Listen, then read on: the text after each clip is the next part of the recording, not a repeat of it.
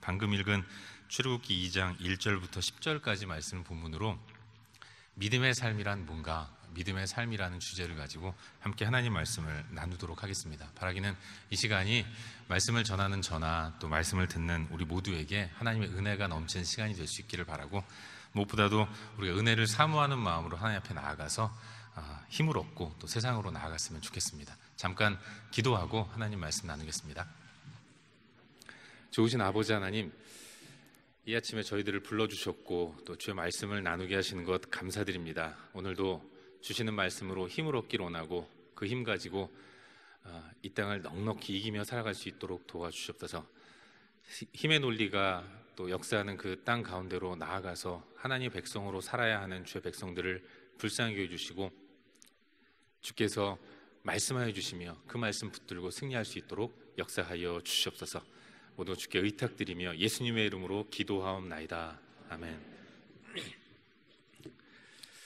우리는 교회에 있지만 사실 교회라는 문턱이 그렇게 만만하고 또 낮은 것은 아니라는 생각을 해보게 돼요. 여러분, 교회를 다니시기 전에 자신의 모습을 생각해 보십시오. 내가 교회를 다닐 수 있을까? 이런 생각을 하고 사신 분들이 그렇게 많지 않은 것 같아요.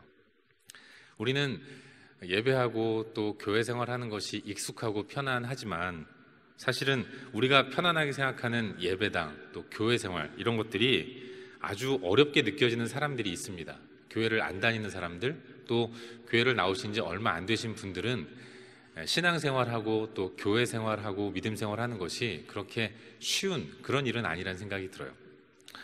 우리가 편안하게 쓰는 교회 내에서의 용어들, 이런 것들이 무슨 의미인지 잘 모르면서 아는 척하고 그렇게 쓰는 경우들이 종종 있다는 것이죠. 교회를 나오신 지 얼마 안 되신 분들이나 또 예수를 안 믿는 사람들은 그런 것 같아요. 은혜 받아라, 그런 말이 있지 않습니까? 우리에게는 지극히 자연스러운 용어가 이 은혜 받아라 라는 말이지만, 저도 설교를 시작하기 전에 은혜를 사모하십시오라고 말씀드렸지만, 사실 믿지 않는 사람들에게 있어서 은혜를 받아야 한다라는 말이 어떤 의미인지 잘 모르는 경우들이 종종 있는 것 같아요. 은혜가 뭐야? 부터 시작해서 은혜를 받으라고 하는데 은혜는 어떻게 받는 건가? 받을 때는 뭘로 받나? 교회 가면 은혜라는 걸 나눠주나? 이런 생각을 할 수 있는 것이죠. 또 하나는 예수를 만나라는 말인 것 같아요.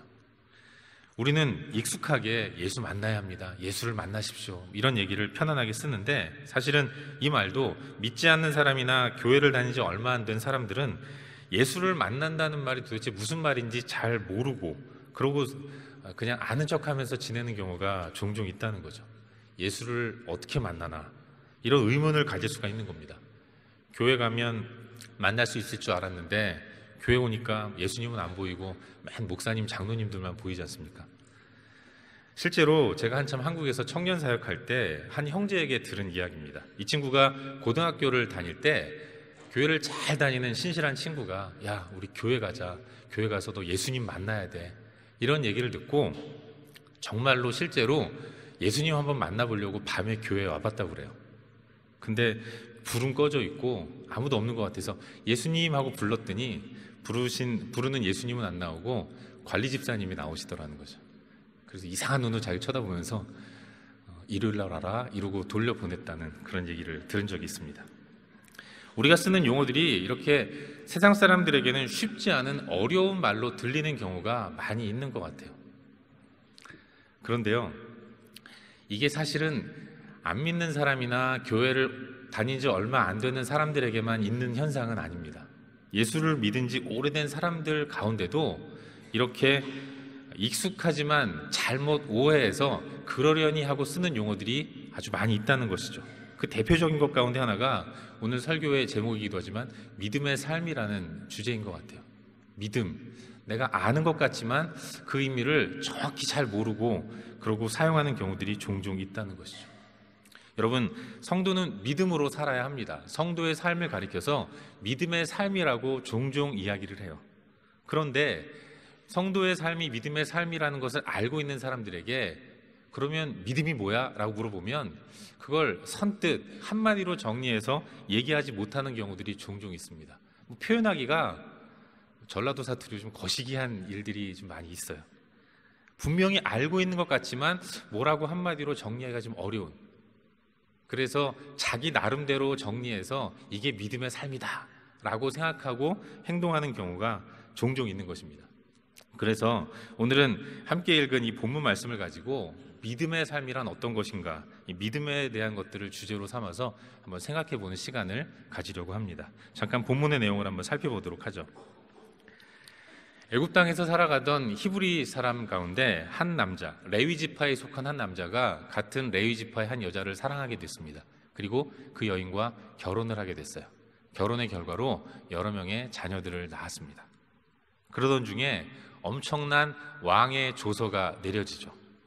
아이 낳는 것을 돕는 산파들에게 앞으로 아이를 낳는 히브리 사람들 옆에 앉아서 그 아이가 남자아이면, 사내아이면 다 죽여라, 이런 왕의 조서가 산파들에게 내려진 것입니다. 여러분, 이 명령을 전해들은 이스라엘 백성들 한번 생각해 보십시오. 아마 대개 이스라엘 백성들은 더 이상 아기를 낳지 않으려고 했을 것 같아요. 남자아이를 낳으면 죽여야 하는데 누가 아이를 낳고 싶겠습니까? 그렇다고 낳았는데 딸이라는 보장을 할 수 없잖아요. 나는 딸 낳아야지. 그러고 딸 낳으신 분 계십니까? 저는 딸이 하나 있거든요. 근데 제가 딸 낳고 싶어서 낳은 건 아니에요. 낳고 보니까 딸이었다는 거죠. 이게 일반적인 원리인데, 그래서 사람들은 아들을 낳으면 그 아들이 죽어야 하니까, 아들을 죽여야 하니까 아예 아기를 낳지 말아보자, 이런 생각을 했을 것입니다. 하지만 오늘 본문에 나오는 이 부부는 무식한 건지 용감한 건지 그럼에도 불구하고 또다시 아이를 출산합니다. 그리고 안타깝게도 그 아이는 사내 아이였던 거예요. 그런데 여러분, 아이를 낳았는데 이 아이가 너무 잘생긴 겁니다.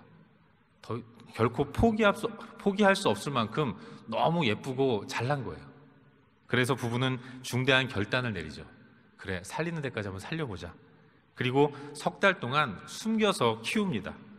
걸리면 끝장일 텐데 그럼에도 불구하고 아주 중대한 결정을 하고 목숨을 걸고 이 자식을 숨겨서 3개월 동안 길러냈던 거예요. 하지만 한계가 있죠. 아기가 이런 형편을 좀 알면 조용히 해 주어야 하는데, 눈치껏 울지 말아야 할 때 안 울고 그래야 되는데, 애들이 뭐 그런 사정을 압니까? 그냥 울어젖히는 것이죠. 조금만 불편해도 여느 아이들처럼 막 우는 겁니다. 그래서 결국은 더 이상 숨길 수 없게 되었어요. 그래서 부모는 할 수 없이 이 아이를 내어놓게 되는 겁니다. 그게 오늘 본문 3절 말씀인데, 우리 다 같이 3절 말씀을 한 목소리로 한번 읽어보도록 하겠습니다. 함께 읽겠습니다. 시작. 더 숨길 수 없게 되매 그를 위하여 갈대 상자를 가져다가 역청과 나무진을 칠하고 아기를 거기 담아 나일 강가 갈대 사이에 두고. 아멘. 더 숨길 수 없게 되매, 더 이상 숨길 수 없게 됐습니다. 더 이상 숨길 수 없어서, 어떻게 볼 도리가 없어서 결국 부모는 아기를 갈대 상자에다가 넣습니다. 갈대 상자를 가져와서 역청과 진을 칠해서 물이 들어오지 못하도록 만들고, 그리고 거기에다가 아기를 뉘어서 그 갈대 상자를 나일 강가 갈대 사이에 놓아두었어요. 누군가 발견하면 감사하고, 그렇지 않으면 할 수 없고, 살 놈이면 살 것이고 죽을 운명이면 죽을 것이다. 가슴 아프지만 눈물을 머금고 부모는 이 아이를 포기할 수밖에 없었던 것입니다. 그런 놀라운 일이 벌어지죠. 부모가 더 이상 감당할 수 없어서 포기한 아이, 부모의 손을 떠난 이 아이의 갈대 상자가, 그런데 5절 이하를 보시면 마침 나일 강가에 나와서 목욕을 하던 바로의 딸, 바로의 공주의 눈에 발견되는 겁니다. 잘생긴 아기가 담겨있는 갈대 상자가 다다른 곳, 그 상자가 발견된 곳, 그것이 감사하게도 왕의 딸이 목욕하던 바로 그곳이었다는 거예요. 그리고 공주는 그렇게 발견한 그 아이가 담겨져 있는 갈대 상자를 물에서 건져내었고, 그리고 그 아기가 히브리 사람의 아이라는 것을 알면서도 그 아이를 궁전으로 데리고 가서 자기 아들로, 왕자로 키워내는 것입니다. 이것이 오늘 우리가 함께 살펴보려고 하는 본문의 전체적인 내용이에요. 사랑하는 여러분, 오늘 본문은 모세가 어떻게 모세가 되었는지를 가르쳐주는 내용입니다. 잘 아시겠지만 모세라는 이름은 물에서 건짐을 받은 자라는 의미 아니겠습니까? 모세는 태어나면서부터 이 절체절명의 위기를 맞이했고 그 위기 가운데서 기사회생하는 대역전을 경험한 인물이었어요. 그리고 우리는 이런 모세의 모습을 통해서 성도가 살아가야 할 믿음의 삶이란 무엇인가를 배우게 되는 것입니다. 여러분, 본문을 보십시오. 모세의 부모는 모세를 낳은 후에 그 아기가 잘생긴 것을 보고 그 아이를 위해서 석 달 동안 조용히 숨겨서 키웠습니다. 그런데 여기 2절에 나오는 잘생긴 것을 보고 할 때 이 잘생겼다, 이 표현은 그 원어의 의미가 하나님 보시기에 아름답다라는 뜻이에요. 단순히 주관적인 의미에서 잘생겼다 이런 게 아니라 이 부모는 태어난 아기의 이 모습 속에서 하나님의 일하심과 역사하심을 발견했다는 것입니다. 여러분, 사실 부모 중에서 자기 자식이 안 이쁜 부모가 어디 있겠습니까? 애들은 다 이쁜 거예요. 특히 내 자식은. 저도 딸이 있다고 말씀드렸지만 제 딸아이 되게 이뻐요. 그 아이를 처음 만났을 때 얼마나 감격했는지 모릅니다. 정말로 예뻐서. 진짠데 안 믿으시는 것 같은데 정말 이뻐요. 저를 꼭 닮아가지고. 그런 의미의 잘생겼다가 아니라 이 잘생겼다라는 말의 의미는 비전을 보았다라는 겁니다. 이 어렵고 이 무섭고 이 두렵고 이 비참한 상황, 이 상황 속에서 하나님이 저 아이를 통해서 역사하시겠구나, 하나님께서 이 아이를 통해서 우리 민족에게 큰 일을 행하시겠구나. 모세의 갓난 아기의 그 모습을 통해서 부모는 하나님의 역사와 비전을 발견하게 된 것입니다. 이런 기대의 마음을 갖게 되었다는 것을 잘생겼다라는 말을 통해서 생각해 보게 되는 것입니다. 하지만 여러분, 그런 하나님의 뜻과 대의를 발견했음에도 불구하고 부모가 할 수 있는 일이 무엇이었는가? nothing, 아무것도 없었다는 것입니다. 위대한 비전을 발견했는데 그 비전을 이루기 위해서 부모가 할 수 있는 일, 인간이 할 수 있는 일은 아무것도 없었다는 거예요. 기껏해야 석 달 동안 잘 숨겨두고 그렇게 잘 키워내는 것밖에는 없었다는 것입니다. 부모로서 할 수 있었던 일이라는 것은 그저 3개월 동안 숨겨두는 것뿐이었고, 그러다 결국은 더 숨길 수 없게 되매 더 이상 어떻게 할 수 없어서 그저 갈대상자 하나 만들어서 물 들어오지 않을 수 있도록 역청과 진을 칠해서 방수 처리하고 거기다가 아이를 담아서 강가에 띄우는 것밖에 없었다는 것입니다. 그런데 여러분, 이런 한계의 모습, 바로 이것이 오늘을 사는 우리 인간의 실존이 아닌가, 그런 생각을 해보게 돼요. 우리도 똑같이 이런 한계를 가지고 있고 우리 모두가 다 이런 한계를 가지고 살아가는 존재라는 사실을 인정하지 않을 수 없습니다. 우린 저마다 큰 뜻과 또 커다란 대의를 품고 멋지고 화려한 인생을 꿈꾸면서 살아가죠. 그런 멋진 인생 좀 살아보려고 한국을 뒤로하고 비행기 타고 이 호주로 넘어온 게 우리가 아니겠습니까? 하지만 조금만 지나면서 발견하게 되는 것은 역시 나는 어쩔 수 없는 존재구나라는 내 자신의 연약한 한계의 모습이라는 것이죠. 난 뭔가 다를 줄 알았습니다. 나는 맘만 먹으면 다 이룰 수 있을 거라고 생각했어요. 내가 안 해서 그렇지 하면 잘할 것이다. 이런 마음을 가지고 살아갔는데, 하지만 점점 하루하루 지나면서 생각되는 것, 깨닫게 되는 것, 알게 되는 것은 그 모두가 다 나의 연약함과 한계들 뿐이라는 것이죠. 저보다 연배가 좀 훨씬 많으신 분들 앞에서 이런 말씀 드리는 게 좀 외람되지만, 제가 젊을 때는, 아직도 젊지만 그래도 젊을 때는 내일이라는 미래를 담보로 실패하는 오늘을 좀 보상하면서 용서하면서 살았던 것 같아요. 잘 못하면 괜찮아, 다음에 잘하면 되지, 이런 생각 가지고 하루하루 살았던 것 같습니다. 하지만 한 해 두 해 나이를 먹어가면서 정말로 느끼게 되는 것은 그게 잘 안 되더라는 겁니다. 옛날에는 괜찮아, 다음에 잘하면 되지, 이런 생각 가지고 살았는데 정작 다음이 됐을 때 그때도 못하더라는 겁니다. 이걸 통해서 깨닫게 되는 것, 결국 나는 별 수 없는 존재구나, 이걸 뼈저리게 느끼게 되는 것입니다. 본문 속 모세의 어머니 요게벳이 그랬던 것처럼 잘생긴 아이를 위해서 할 수 있는 일은 그저 석 달 동안 잘 숨겨두었다가 결국은 포기하고 갈대상자 하나 만들어서 나일 강가에 띄우는 그런 한계를 느낄 수밖에 없는 것, 그게 오늘을 사는, 또 이 땅을 살아가는 우리 인간의 본질적인 실존의 모습인 것입니다. 그런데 여러분, 놀라운 일이 벌어지지 않았습니까? 철저하게 자신의 한계와 연약함을 인정하는 가운데 포기했을 때 나타난 일, 그것은 그때부터 하나님이 일하기 시작하셨다는 거예요. 인간이 포기했더니 하나님이 포기한 그 자리에서 그 포기를 받으셔서 하나님 당신의 위대한 일들을 행하시더라는 것입니다. 이런 놀라운 반전을 하나님이 이루셨다는 거예요. 눈물을 머금고 극심한 무력감을 느끼면서 아기를 포기했을 때 하나님은 그 포기의 눈물을 받으셔서 그때부터 이제는 정말로 하나님이 그리시고 싶은 그림대로, 하나님이 이루시고 싶은 대로 그 아이를 들어 쓰시더라는 것입니다. 여러분, 부모가 아이에게 주고 싶은 것이 무엇이었겠습니까? 3개월 동안 아이를 숨겨서 키우면서 부모가 아이에게 주고 싶었던, 선물해 주고 싶었던 게 뭐겠어요? 그건 안전입니다. 사내 아이는 다 죽이라고 하는 이 왕의 조소가 무서웠고, 그러나 그 아이가 죽지 않기를 바라기 때문에 모세의 부모는 그 아이의 안전을 위해서 3개월 동안 숨어서 그 아이를 기른 거예요. 하지만 아이의 안전을 위해서 발버둥 칠 때는 그 아이는 안전할 수 없었습니다. 그런데 아무것도 할 수 없어서 결국 손을 놓고 포기했더니 그 포기로 인해서 정말로 아이에게 필요한 안전, 그게 보장되는 환경으로 하나님이 이끄시더라는 것이죠. 하나님의 인도는 이와 같은 완벽함을 가져다 주게 된다는 것, 우린 이걸 이 본문의 내용, 모세의 인생을 통해서, 모세의 출발과 시작을 통해서 우리는 배우게 되는 것입니다. 사랑하는 여러분, 믿음이란 뭔가, 믿음의 삶이란 무엇인가, 모세의 갈대상자로부터 우리는 믿음의 삶이란 무엇인가를 배우게 되는 거예요.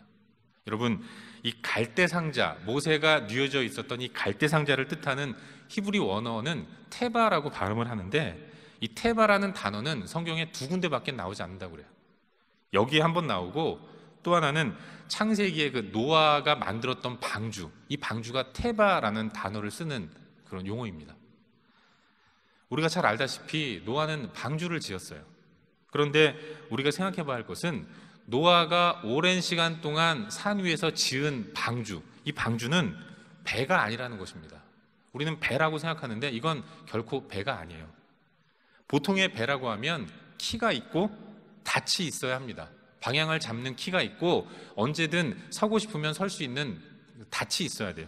그리고 앞으로 가고 뒤로 갈 수 있도록 열심히 저을 수 있는 노도 있어야 합니다. 키와 닷과 노, 이런 것들이 있어야 배겠죠. 그런데 방주는 그런 게 없었다는 거예요. 그냥 큰 상자였습니다. 직육면체 상자, 이게 노아가 만든 방주였어요. 오늘 본문에 나오는 갈대상자도 그야말로 상자입니다. 박스, 테바. 방향을 결정하고 인위적으로 이렇게 움직이게 만드는 그 어떠한 도구도 그 상자 안에는 장착되어 있지 않았다는 거예요. 그냥 박스였고 방주였다는 것입니다. 하나님은 그런 방주에 노아와 그의 가족들을 집어넣으셨어요. 그리고 40일 동안 하늘에서는 비가 내렸습니다. 비가 너무 많이 와서 물이 땅에 가득 찼고 방주는 뜨게 되었어요. 앞으로는 어떻게 되는가? 방주 안에 있는 노아와 그 가족들은 자신의 미래가 어떻게 될지 모르는 겁니다.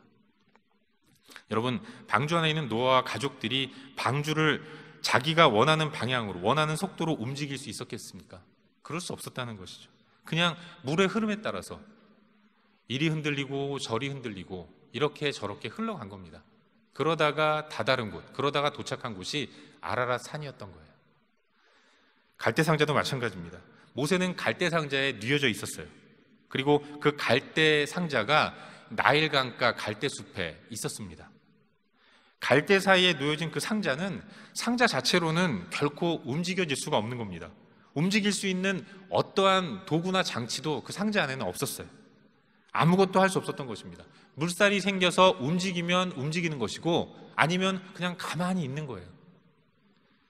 하지만 그 결과로 주어진 것이 무엇입니까? 결국 바로의 딸에 의해서 발견되는 것이었고, 아이는 모세라는 이름을 얻어서 바로의 궁전에서 왕자로 길러지는 그런 기쁨을 누리게 된 것입니다. 이걸 통해 생각해보는 믿음, 믿음의 삶이란 무엇인가? 여러분, 믿음이란 다른 어떤 것이 아니라 그냥 가는 거예요. 하나님이 인도하신 대로 그냥 가는 것, 이게 믿음이고 성도의 삶이 바로 그와 같은 것입니다. 상자 안에 들어가서 상자를 움직일 수 있는 그 어떠한 장치나 도구가 없는 가운데서 그냥 상자를 인도하신 하나님께 내 인생 다 맡기고 하나님이 이끄시는 대로, 인도하신 대로 그렇게 살아가는 것, 그게 믿음이고 그게 믿음의 삶인 것입니다.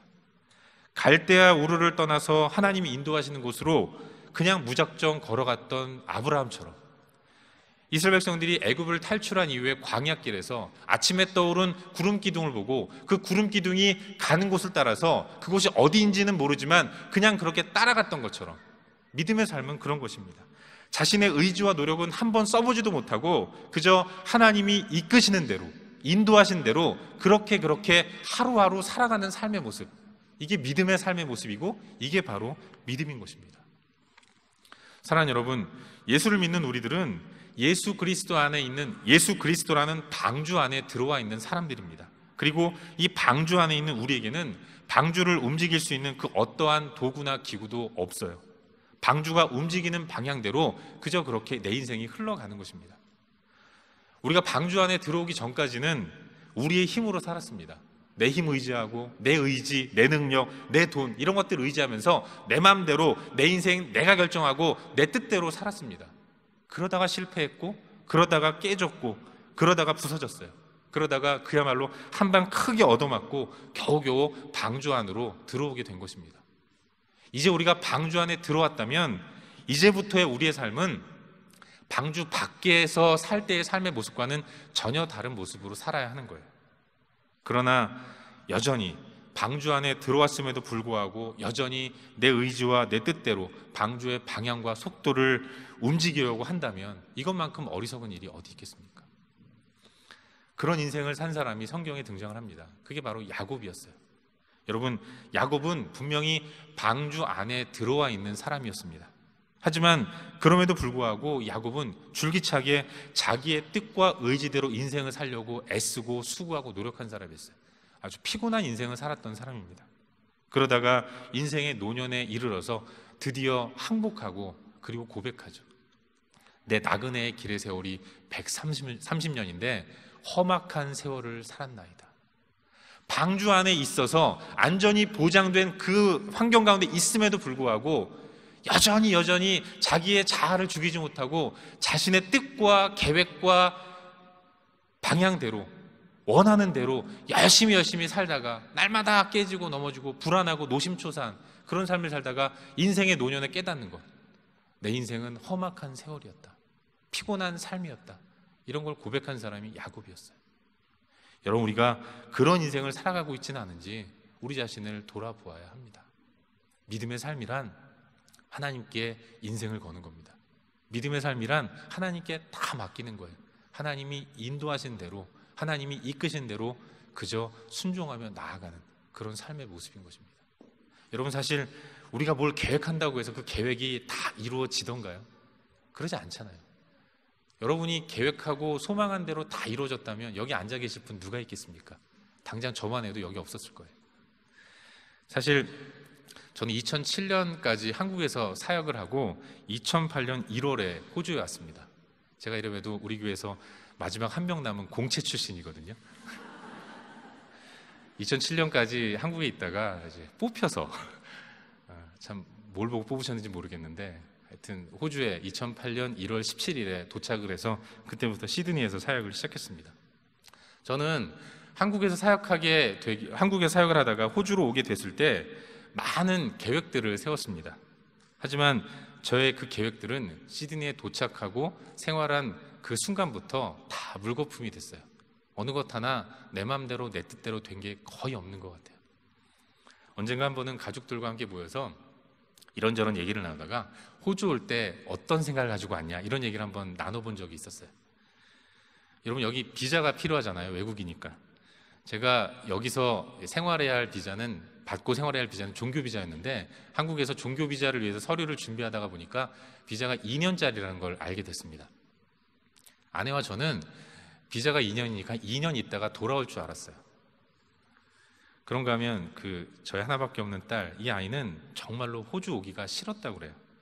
그때 유치원 다니고 있었는데 저희 아이는 호주가 어떤 나라인지 몰랐다는 겁니다. 무슨 호랑이가 나오고 뱀이 막 지나가는 아프리카 밀림지대의 나라인 줄 알았다고 그래요. 그래서 정말로 가기 싫었다고 합니다. 제 아이의 당시의 꿈은, 유치원 다니고 있었는데 당시의 꿈은 근처에 있는 강동 초등학교 입학하는 거였어요. 안 가겠다고 떼를 쓰는 아이 달래보려고 그 아이를 데리고 아웃백 스테이크 집에 가가지고 막 사주면서, 야, 호주는 모든 식당이 다 이거야. 호주 가면 맨날 이런 데서 밥 먹을 수 있어. 이러면서 꼬드겼던 그런 일들이 기억이 납니다. 그런데 여러분, 그렇게 떠났는데 2년만 있다가 돌아갈 줄 알았던 저희는 8년을 넘어서 9년째 이곳에 살고 있습니다. 그리고 이제는 한국보다 호주가 더 편해요. 아시겠지만 제가 3월부터 6월 초까지 나머지 공부 좀 하느라고 한국에 다녀오지 않았습니까? 한국에 있는데 너무너무 그립더라고요, 이 호주가. 제가 조국보다 타국을 더 그리워하게 될 줄은 저는 꿈에도 생각하지 못했습니다. 그렇게 바뀌더라는 거예요. 처음부터 저희 호주 생활이 쉬웠던 것은 아닙니다. 다 경험하신 것이겠지만, 또 저보다 더 힘든 그런 경험들 하셨겠지만, 저희의 호주 생활도 만만치는 않았던 것 같아요. 처음 호주 와서는 집을 못 구해서 많이 힘들었습니다. 그러다가 어떻게 렌트를 얻어서 들어갔는데, 이번에는 세관에서 짐이 안 풀리는 겁니다. 그래서 집에 들어간다고 어떤 분이 준 큰 이불 바닥에 깔아놓고 그러고 세 식구 잤어요. 또 종교 비자가 몇 달 동안 나오지 않아서 애가 학교에 가야 되는데 학교도 못 보내는 일도 있었습니다. 그러다가 어떻게 적응이 돼서 한 3년 반 지나니까, 잘 아시겠지만 저를 불러주신 담임 목사님이 갑자기 사임을 하고 한국으로 돌아가는 이런 초유의 사태도 경험을 하게 되었던 거죠. 지나놓고 보면 뭐 하나 계획한 대로 된 게 하나도 없는 것 같아요. 그런데 여러분, 참 신기한 것은 그 어느 것 하나 제가 생각하고 계획한 대로, 제가 노력한 대로 이루어진 것이 없지만, 그래도 저는 지금이 좋다는 겁니다. 지금이 참 편하고 참 좋아요. 답답했고 애도 탔고 순간순간 많이 힘들었습니다. 하지만 돌이켜보니까 그 시간들이 하나님이 저와 저희 가정을 이끄시는 그런 역사하시는 시간이었더라고요. 많이 힘들었고 답답했고 괴로웠는데, 그 시간 동안 하나님은 우리를 인도하시는 인도의 손길을 한 번도 포기하지 않으셨다는 거예요. 계속해서 우리를 이끄셨습니다. 그리고 지금 우리에게 이런 결과를 주셨다는 거예요. 이 결과가 저는 나쁘지 않습니다. 저는 행복하고 저는 좋아요. 그러면 생각되는 것이, 야, 그때 내가 생각한 대로 됐으면 어땠을까? 그렇게 안 된 게 감사하다. 이런 생각까지 드는 겁니다. 여러분, 이게 성도의 삶이 아닌가, 그런 생각을 해보게 돼요. 순간순간 답답하고 괴롭고 힘들지만 그래도 하나님께 걸고 하나님께 의지하면서 하나님만을 신뢰하는 삶의 모습, 이게 우리가 마땅히 이 땅에서 살아내야 할 삶의 모습이라는 것을 우리는 기억해야 하는 것입니다. 말씀 맺겠습니다. 사랑하는 성도 여러분, 믿음의 삶이란 내가 가고 싶은 길을 잘 가는 게 아니에요. 믿습니다 그러면서 근거 없는 확신을 가지고 내가 소망하는 대로 달려가는 것, 이게 결코 믿음의 삶은 아니라는 것입니다. 여러분, 믿음의 삶이란 아주 수동적이고 아주 세상 사람들이 보기에는 어리석은 삶의 모습일지 몰라요. 믿음의 삶이란 방주 안에서 방주를 이끄시는 하나님께 순종하는 삶입니다. 방주 안에서 주님이 주시는 은혜를 누리면서 함께 방주 안에 있는 사람들과 먹고 마시고 즐거워하면서 그렇게 하나님께 감사하는 삶을 사는 거예요. 여러분, 내 마음대로 움직이는 나의 삶은 불안이었고 초조였고 결과는 실패였습니다. 하지만 하나님이 이끄시는 내 삶은 모든 게 다 선한 결과를 가져다 준다는 것, 이걸 믿는 게 믿음인 거예요. 내가 나의 연약함과 한계를 인정하는 가운데 내 어깨에 힘을 뺄 때, 그때 하나님께서 나를 잘 인도하셔서 하나님이 원하시고 하나님이 계획하시고 하나님이 기뻐하시는 삶의 자리로 나를 끌어가시는 것입니다. 이게 믿음의 삶인 거예요. 믿음의 삶이란 그런 겁니다. 내 인생의 주인이 하나님이심을 인정하는 가운데 그의 인도 앞에 내 인생을 거는 것, 어디로 인도하시든지 그냥 따라가는 것, 이게 믿음의 삶인 것입니다. 모든 것을 합력하여 선을 이루시는 하나님, 하나님이 허락하시는 것은 모든 게 다 선한 것이라는 사실을 확신하는 가운데 온전히 그분을 의지하고 그분을 바라고 그분만을 신뢰하며 나아가는 삶의 모습, 이게 성도인 저와 여러분, 우리 모두가 살아내야 할 삶의 모습인 거예요. 여러분, 이런 모습이 세상의 눈으로는 무기력해 보일 수 있습니다. 뭐 저렇게 인생을 사나, 넌 뭐 비전도 없냐, 너는 꿈도 없냐, 사람들이 손가락질할지도 몰라요. 그러나 온전히 하나님을 의지하는 삶의 모습, 이것이 성도가 살아내야 할 삶의 모습인 것입니다. 그리고 하나님만을 신뢰하며 하나님의 인도하심만을 따라 사는 삶의 모습이 천국 백성의 삶의 모습이고 천국의 삶의 모습입니다. 여러분, 우리가 죽어서 천국 갈 텐데 천국은 내 주장, 내 뜻대로 사는 삶의 모습이 하나도 없어요. 주인이신 하나님을 목자로 인정하시는 가운데, 여호와는 나의 목자시니 내가 부족함이 없습니다 고백하는 가운데, 하나님이 이끄시는 대로, 하나님이 인도하시는 대로 나아가서 하나님이 허락하시는 푸른 초장과 맑은 물가에서 그 꼴을 먹으면서 하나님과 함께 사는 모습, 이게 천국의 삶의 모습인 것입니다. 그것 좀 훈련하라고 하나님은 우리에게 이 믿음의 삶의 모습을 선포하셨고 허락하셨고 살도록 도전하시는 거예요. 세상의 눈으로 보기에는 무기력할지 모르지만 어떻게 합니까? 이것이 성도된 방주 안에 들어온 우리의 삶의 모습이라는 거예요. 그래서 우리는 그런 삶을 날마다 살아가야 하는 것입니다. 사실 이런 삶을 살아낸다는 것은 결코 쉽지 않습니다. 내 안에 있는 죄성, 이 죄성이 내 인생을 온전히 하나님께 맡기면서도 평안함을 누리지 못하도록 그렇게 우리를 자꾸 자극을 합니다. 결코 이 일은 쉬운 것이 아니에요. 사실 솔직히 잘 안 되고 불안한 걸 어떻게 합니까? 말씀을 선포하는 저도 이런 삶이 쉽지 않아요. 결과는 좋았다고 말씀드리지만 또 내 계획이 무너질 때 저는 아플 겁니다. 저는 괴롭고 저는 힘들 거예요. 여러분, 그래서 하는 게 기도입니다. 불안하고 초조할 때 그때 하는 것이, 그때 성도가 하는 것이 기도인 거예요. 하나님, 내 마음이 불안하고 내 마음이 초조하고 이렇게 살면 안 될 것 같지만 하나님 명령하시니까 하고 싶은데 잘 안 됩니다. 불안합니다. 하나님, 나에게 평안을 주십시오. 성도에게 하나님께 허락하신 것이 기도란 사실을 기억해야 돼요. 바라기는 그렇게 하나님 신뢰하는 참된 믿음의 삶을 날마다 살아가시고 또 연습하시고 훈련하는 그런 저 여러분의 삶의 모습이 되고, 이번 한 주간도 믿음을 허락하신 주님을 의지하는 가운데 내 뜻과 내 의지를 내려놓고 하나님께서 인도하신 대로 믿음으로 순종하며 나아가는 우리 모두가 될 수 있기를 주의 이름으로 축원합니다. 함께 기도하겠습니다. 하나님 아버지, 믿음의 삶이라는 것이 죄성을 가진 우리에게는 너무나도 버겁고 힘든 것임을 고백합니다. 그러나 이것이 70년, 80년, 90년 이 땅을 살아가다가 이제 우리가 가게 될 본향인 천국에서 영원히 살아가게 될 삶의 모습인 것을 고백합니다. 이 땅에서 이 믿음의 삶을 잘 연습할 수 있도록 도와주시옵소서. 내 의지와 내 뜻대로 내 인생을 이렇게 저렇게 움직이는 것이 아니라 어깨에 힘을 빼고 하나님께 다 맡기며 하나님이 인도하시는 대로 순종하며 따라가는 그런 믿음의 삶을 부단히 살아갈 수 있도록 도와주시옵소서. 순간순간 불안할 때마다 하나님 평안을 주시고 이게 맞는 길이라고, 이렇게 살아야 한다고 성령께서 우리 가운데 계속해서 도전하여 주셔서 포기하지 않고 이 믿음의 길을 걸어갈 수 있도록 은혜를 베풀어 주시옵소서.